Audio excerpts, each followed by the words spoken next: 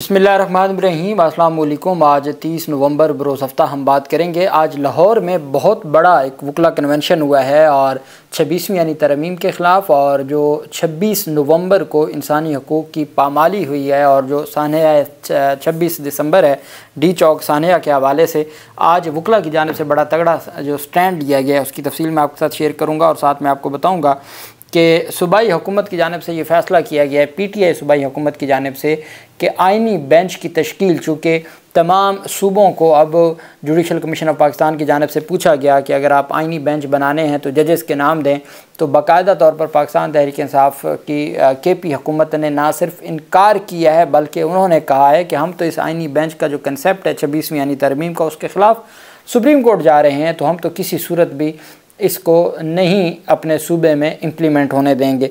उसकी तफसील भी मैं आपके साथ शेयर करूँगा।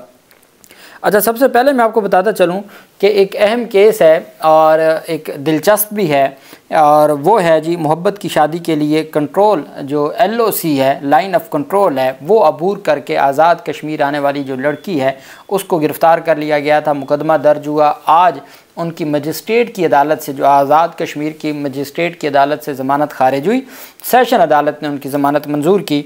उनका जो तफसीलात हैं केस की वो इस तरह से हैं कि आज़ाद कश्मीर की अदालत ने मोहब्बत की शादी के लिए गैर कानूनी तौर पर LOC अबूर करने वाली लड़की की दरख्वास्त ज़मानत मुस्तरद की। फ़ातिमा नाम है, मकबूजा कश्मीर की वो लड़की है और वो अपने मोहब्बत की खातिर तनहा लाइन ऑफ कंट्रोल अबूर करके वो पहुंची आज़ाद कश्मीर। और पीर को आज़ाद जम्मू कश्मीर की पुलिस ने भारतीय जो ज़ेर तसल्लुत मकबूजा जम्मू कश्मीर से गैर कानूनी तौर पर लाइन ऑफ कंट्रोल अबूर करके आज़ाद कश्मीर में दाखिल होने वाली 22 साला फ़ातिमा बीबी को गिरफ़्तार किया था, जिसके बारे में कहा जा रहा था कि वो अपने एक अज़ीज़ के साथ शादी की गर्ज से लाइन ऑफ कंट्रोल अबूर करके आज़ाद कश्मीर पहुँची थी।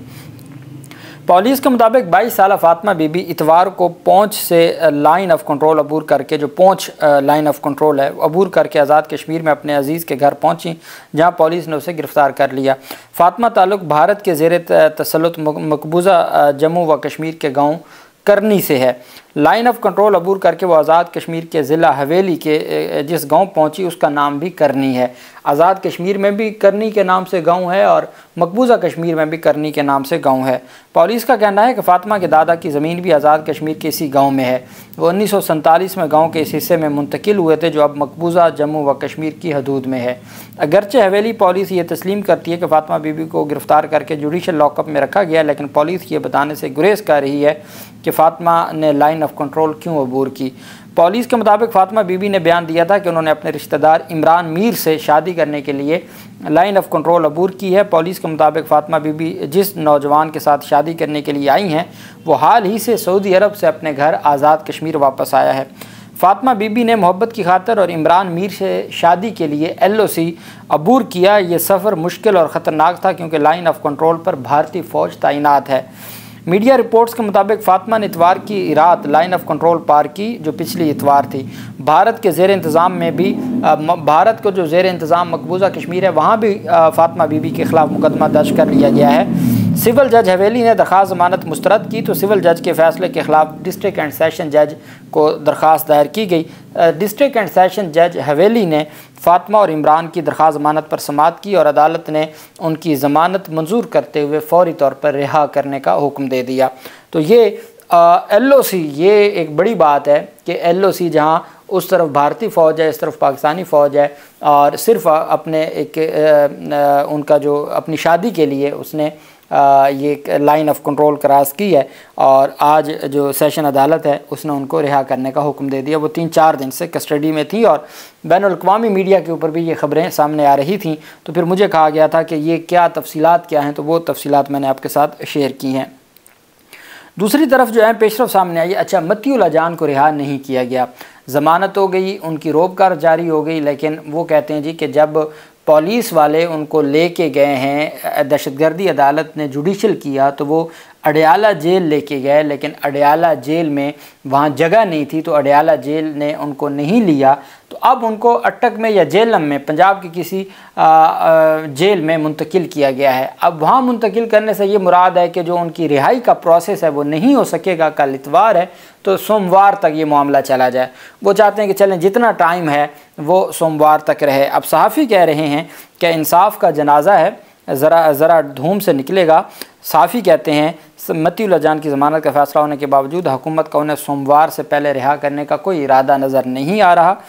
पुलिस स्टेशन वाले कहते हैं कि रोककार जारी होने के बाद मतीउल्लाह जान को अडयाला जेल मुंतकिल किया जाएगा। ताहम अडयाला जेल वाले कहते हैं कि हमारे पास जगह नहीं है, जबकि ये महज एक कागज़ी कार्रवाई है, क्योंकि ज़मानत होने के बाद उनका जेल में रहने का कोई जवाज़ नहीं है। बावजूद इसके अब मतीउल्लाह जान को अटक या जेलम जेल भेजने का जाने का कहा जा रहा है। वो कहते हैं जी पहले एक दफ़ा जेल में वो जमा होंगे, फिर रोबकार आप उनको देंगे, फिर वो प्रोसेस करके आपको मतीउल्लाह जान देंगे। तो अभी तक ये नहीं पता। जब अडयाला जेल गए वो कहते हैं यहाँ हमारे पास नहीं है, तो अब उनको किसी और मुकदमे में रखना है, रात गए उनको रिहा कर देना है, क्या होना है ये तफसील अभी सामने नहीं आई। आज आल पंजाब वकला कन्वेंशन मुनक्किद हुआ, जिसमें पंजाब की बेशतर जो बार एसोसिएशंस हैं, डिस्ट्रिक्ट और तहसील बार एसोसिएशंस, उनके नुमाइंदे और वकला बड़ी तादाद में लाहौर में आज जमा थे और हामिद खान साहब भी थे उसमें, और बाकी भी जो सीनियर वकला हैं वो मौजूद थे। और उनकी जानिब से आज का जो आलामिया है वो जारी किया गया है। मुनक्किदा 30 नवंबर 2024 बरोज़ हफ्ता ज़ेर एहतमाम Lahore High Court Bar Association आलामिया आल पंजाब वकला नुमाइंदा कन्वेंशन। इमरोज़ पंजाब की भर के मुंतखब बार एसोसिएशन और वकला का यह नुमाइंदा कन्वेंशन 26वीं यानी तरमीम को मुतफ़िक़ा तौर पर मुस्तरद करता है। ये तरमीम जाली तौर पर जबर की और धांधली की नर्सरी में तैयार हुई है। जो बातिल फिल असल है उस जाली मुकन्ना की जानिब से आइन के साथ खिलवाड़ किया गया है। हमारा आइन एक मुक़द्दस और मुत्तफ़िक़ा दस्तावेज़ है जो मुकन्ना अदली और इंतज़ामिया के इख्तियारात में खूबसूरत तवाज़ुन की गुमाजी करता है। इस तरमीम ने आइन पाकिस्तान का हुलिया ही बिगाड़ दिया है। अदलिया के इख्तियारात पर शब खून मारा गया है, जिसे वकला किसी सूरत कबूल नहीं करेंगे। अदलिया को कमज़ोर करने का मतलब मुल्क में खाना जंगी को दावत देना है। जब आप इंसाफ तक रसाई के कानूनी रास्ते बंद कर दें तो खूनी रास्ते खुल जाते हैं। आर्मी चीफ के ओहदे की मुद्दत के नाम पर उसे तौसीह दी गई और अदलिया में जजेस की तादाद और तैनाती के तरीक़ेकार में की गई तब्दीली भी काबिल मज़म्मत है। आज का इजलास जस्टिस उमर सयाल के आइनी बेंच सिंध हाई कोर्ट में शिरकत न करने के फ़ैसले को खिराज तहसीन की नज़र से देखता है। मैंने आपको कहा था जस्टिस उमर सयाल वाला एक जो फ़ैसला है वो एक मिसाल बन जाएगा। और एक और बात मैं आपको बता दूं, सिंध हाई कोर्ट में ये जो तनाज़ा है chief justice Sindh high court की सरबराही में, वो फ़ैसला महफूज है, वो 1-2 दिन में फ़ैसला भी आ जाएगा। तो इस वक्त इतना ज़्यादा तनाज़ा है। और उसके बाद अगली बात मैं आपको बता दूं, chief justice Sindh high court ने एडिशनल जजेस सिंध हाई कोर्ट के जो नाम दिए हैं उसके ऊपर साफ़ी कहते हैं कि बिलावल जरदारी की सिंध हुकूमत को बहुत ज़्यादा एतराज़ है और वो इस मामले पर जुडिशल कमीशन में सवालात उठाएगी। अब जो जजेस का नाम है वो चीफ जस्टिस ने देना है, तो चीफ जस्टिस जो नाम देगा उसी में से सिलेक्ट होगा या रिजेक्ट होगा। अगर मज़ीद नाम मांगने होंगे वो भी चीफ जस्टिस देगा। तो उसके ऊपर भी साफ़ी कहते हैं कि सिंध हुकूमत को बहुत परेशानी है। और सिंध हाई कोर्ट ने आइनी बेंच के हवाले से जो मामला है उसके ऊपर तगड़े तरीके से स्टांस लिया हुआ है, जो सुप्रीम कोर्ट ऑफ पाकिस्तान में ना हो सका।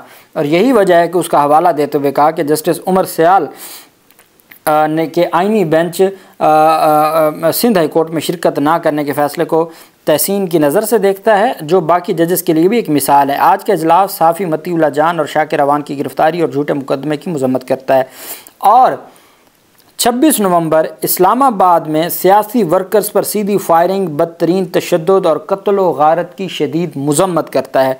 आज का इजलास हुकूमती सियासी पार्टियों से मुतालबा करता है कि वो होश के नाखुन लें, वक्ती मफादात के लिए मुल्क व कौम की कब्र न खोदें और 26वीं यानी तरमीम मनसूख करें। शहरियों के बुनियादी इंसानी हकूक़ और सियासी हकूक़ बहाल करें और 26वीं तरमीम को चैलेंज करने वाले केसेस 26वीं तरमीम से कबल के जजेस पर मुश्तमिल फुल कोर्ट बनाया जाए। वो कहते हैं कि 26वीं तरमीम से पहले जो फुल कोर्ट था उस पर मुश्तमिल, वो आइनी बेंच पे नहीं बल्कि जो full court supreme court of Pakistan का है उन पर मुश्तमिल बनाया जाए। और 26वीं यानी तरमीम को चैलेंज करने वाले केसेस 26वीं तरमीम से कबल के जजेस पर मुश्तमिल फुल कोर्ट बनाया जाए और केसेस सुने जाएँ। आज का इजलास हुकूमत के ख़िलाफ़ हर फोरम पर एहतजाज का ऐलान करता है जो आइन की बहाली तक जारी रहेगा। सतूनदार पर रखते चलो सरों के चराग, जहाँ तलक ये सितम की स्याह रात चले। ये उन्होंने आखिर में शेर लिखा और मोहम्मद असद मंजूर भट्ट की जानिब से ये अलामिया जारी किया गया। ये आज बड़ी तादाद में जो हज़ारों पंजाब के वकला हैं वो जमा हुए और उन्होंने कहा जी कि हमारा ये जो एहतजाज है और आइन की बहाली तक हम पीछे नहीं हटेंगे और हर सूरत अपना जो हक़ है वो हासिल करेंगे। इस तरह की जो बातें हैं, कन्वेंशंस हैं, ये तो कोई जमहूरी मुल्क हो। अब आप देखें कि जो पार्लियामेंट के सामने गए हैं एहतजाज करने के लिए, पुरअमन तरीके से शेलिंग खाते गए, सारा कुछ हुआ है, तो भाई ये बातें तो वहाँ की जाती हैं, ये एहतजाज तो वहाँ किए जाते हैं जहाँ कोई जमहूरियत होती है, जहाँ कोई रूल ऑफ लॉ होता है, जहाँ कोई फ्रीडम ऑफ एसोसिएशन होती है, फ्रीडम ऑफ असेंबली होती है, फ्रीडम ऑफ आपकी जो फ्रीडम ऑफ एक्सप्रेशन है। यहाँ वो चीज़ें नहीं हैं। तो अब पहले एक वक्त होता था कि वकला ने एक करारदाद पेश कर दी तो बड़ी बात होती थी कि भाई ये वकला बॉडी ने ये कहा है। अब तो उसकी हैसियत ही ख़त्म हो गई। क्यों? चूँकि मुल्क में जमहूरियत नहीं है, आइन की सरबुलंदी नहीं है, रूल ऑफ लॉ नहीं है। खैबर पख्तूनख्वा हुकूमत ने आइनी बेंच तश्कील ना देने का फ़ैसला कर दिया है। सूबाई हुकूमत आइनी बेंच के अगर आइनी बेंच जुडिशल कमीशन में ज़बरदस्ती बनाए जाते हैं तो आइनी बेंच के मामले को अदालत में चैलेंज करने का फ़ैसला किया है।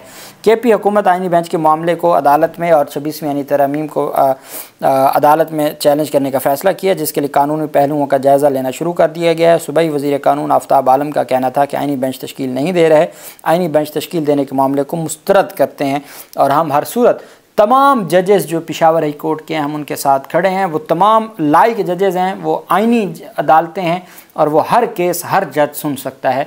हम उसमें कोई डिफरेंस नहीं लाना चाहते। तो आप अंदाज़ा लगाएं सिंध हाई कोर्ट में जो इनकलाब आया है तो वो आपको हर तरफ नज़र आ रहा है। और पाकिस्तान तहरीक इंसाफ की KP हुकूमत ने भी आइनी बेंच को का जो मकसद है या उसका जो आइनी बेंच का एक दिया गया एक मंसूबा उसको मुस्तरद कर दिया है। और उन्होंने कहा है कि हम तो 26वीं यानी तरमीम के ख़िलाफ़ अदालत जा रहे हैं और हमने उसके ऊपर वर्किंग भी शुरू कर दी है।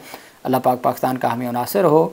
बहुत शुक्रिया। अल्लाह हाफिज़। पाकिस्तान जिंदाबाद।